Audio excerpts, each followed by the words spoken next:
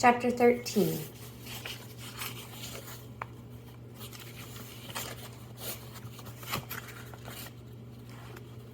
In measured time, 47 days had passed since the crash. 42 days, he thought, since he had died and been born as the new Brian. When the plane had come and gone, it had put him down, gutted him, and dropped him and left him with nothing. The rest of that first day, he had gone down and down until dark. He had let the fire go out and had forgotten to even eat an egg, had let his brain take him down to where he was done, where he wanted to be done and done, to where he wanted to die. He had settled into the gray funk deeper and still deeper, until finally in the dark, he had gone up on the ridge and taken the hatchet and tried to end it by cutting himself. Madness, a hissing madness that took his brain. There had been nothing for him then, and he tried to become nothing. But the cutting had been hard to do, impossible to do, and he had at last fallen to his side, wishing for death, wishing for an end, and slept, only didn't sleep. He was not the same. The plane passing changed him. The disappointment cut him down and made him new. He was not the same and would never be again like he had been. That was one of the true things, the new things. And the other was that he would not die. He would not let death in again. He was new. Of course, he had made a lot of mistakes.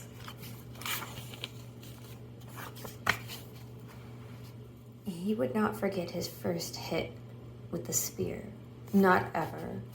A round-shaped fish with golden sides, sides as gold as the sun, stopped in front of the arrow, and he aimed just beneath it at the bottom edge of the fish and released the arrow, and there was a bright flurry, a splash of gold in the water.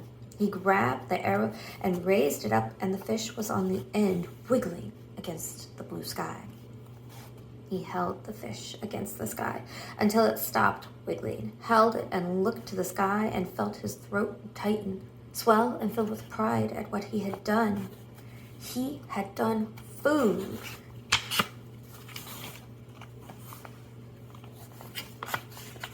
It had been a feast day, his first feast day, and a celebration of being alive and the new way he had of getting food. By the end of that day, when it became dark and he lay next to the fire with his stomach full of fish and grease from the meat smeared around his mouth, he could feel new hope building in him. Not hope that he would be rescued. That was gone. But hope in his knowledge. Hope in the fact that he could learn and survive and take care of himself. Tough hope, he thought that night. I am full of tough hope. That's the end of the chapter. Pause this video and fill your chart out. Restart the video when you're ready for the next chapter. Chapter 14. Mistakes. Small mistakes could turn into disasters. Funny little mistakes could snowball so that while you were smiling at the humor, you could find yourself looking at death. In the city, if he made a mistake, usually there was a way to rectify it, make it all right. If he fell on his bike and sprained his leg, he could wait for it to heal. If he forgot something at the store, he could find other food in the refrigerator. Now it was different, and all so quick, all so incredibly quick. If he sprained a leg here, he might starve before he could get around again. If he missed while he was hunting, or if the fish moved away, he might starve. If he got sick, really sick, so he couldn't move, he might starve. Mistakes. The way he learned it almost killed him. Near the fire, completely unafraid of the smoking coals, completely unafraid of Brian, a skunk was digging where he had buried the eggs. There was some sliver of a moon, and in the faint pearl light he could see the bushy tail, the white stripes down the back, and he had nearly smiled. He did not know how the skunk had found the eggs.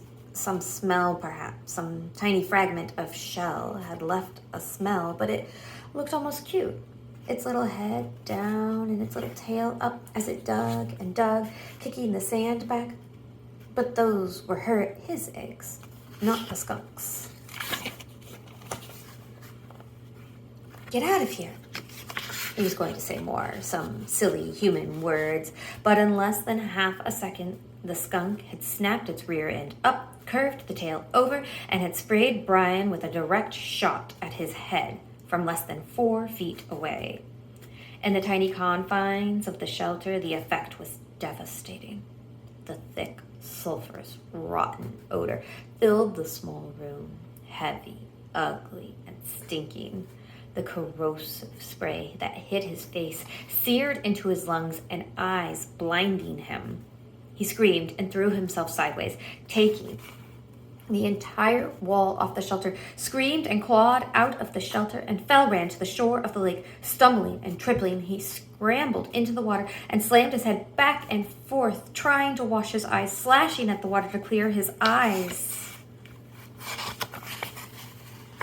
As it was, the pain in his eyes lasted for days, bothered him after that for 2 weeks. The smell in the shelter, in his clothes, and in his hair was still there now, almost a month and a half later. Mistakes. Food had to be protected. Mistakes. He had to try to learn from his mistakes. He couldn't bury the food again, couldn't leave it in the shelter because something like a bear could get at it right away. It had to be high, somehow, high and safe. Mistakes. He had made a good shelter and food shelf, but he had no food except for fish and the last of the berries. And the fish, as good as they still tasted then, were not something he could store or save. I wonder. When he first started dropping the rocks, all the fish had darted away. But his fish trash pile of bones and skins and guts was in the pond area, and the prospect of food brought them back again. Soon, under an hour, there were 30 or 40 small fish in the enclosure, and Brian made a gate by weaving small willows together in a fine mesh and closed them in. "Fresh fish," he had yelled. "I have fresh fish for sale." Storing live fish to eat later had been a major breakthrough, he thought. It wasn't just keeping from starving. It was trying to save ahead, think ahead. Of course, he didn't know then how sick he would get of fish. Pause this video, fill in your jot chart, and restart when you're ready for Chapter 15. Chapter 15. The days had folded one into another and mixed, so that after 2 or 3 weeks, he only knew time had passed in days because he had made a mark for each day in the stone near the door to his shelter. Real time he measured in advance. A day was nothing, not a thing to remember. It was just the sun coming up and the sun going down, some light in the middle. But events were burned into his memory, and so he used them to remember time, to know and to remember what had happened, to keep a mental journal. There had been the day of first meet. That had been a day that started like the rest.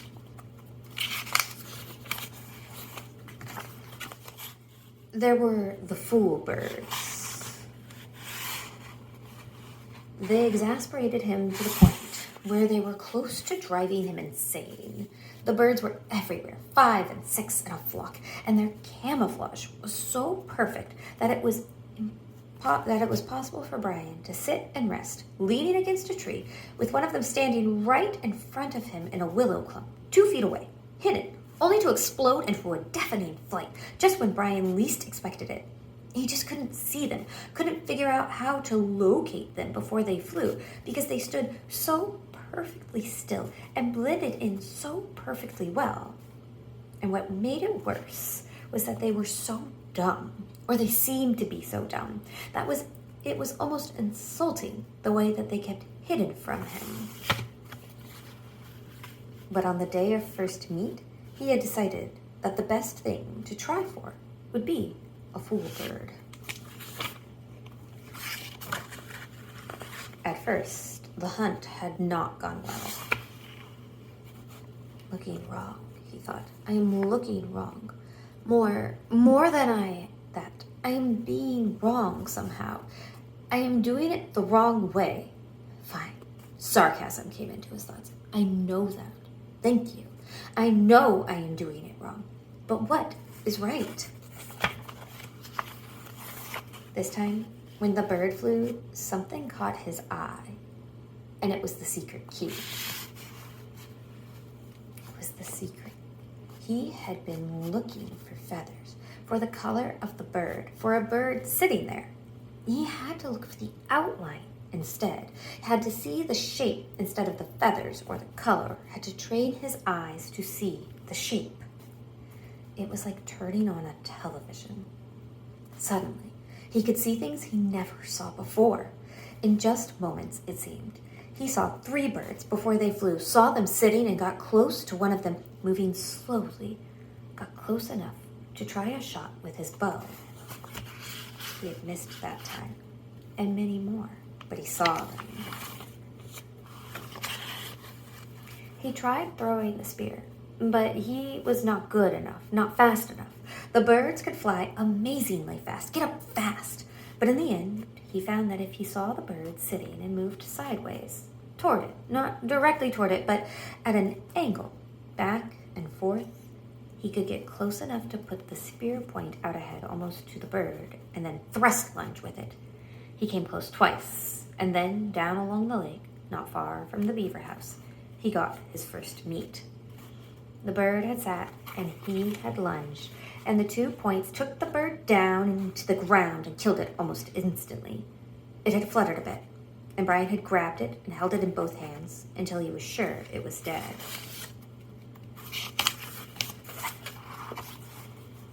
Patience, he thought. So much of this was patience, waiting and thinking and doing things right. So much of all this, so much of living was patience and thinking. He tore a piece from the breast, a sliver of meat, and he put it to his mouth and chewed carefully. Chewed as slowly and carefully as he could get all the taste, and he thought, never, never, in all the food, all the hamburgers and malts, all the fries or meals at home, never all the candy or the pies or the cakes, never in the roasts, the steaks or the pizzas, never in all the submarine sandwiches, never, never, never had he tasted anything as fine as that first bite, first meat. Fill in your job chart. You're pausing your video. You're filling it in. You're going to listen to the entirety of chapter 16 through the YouTube video.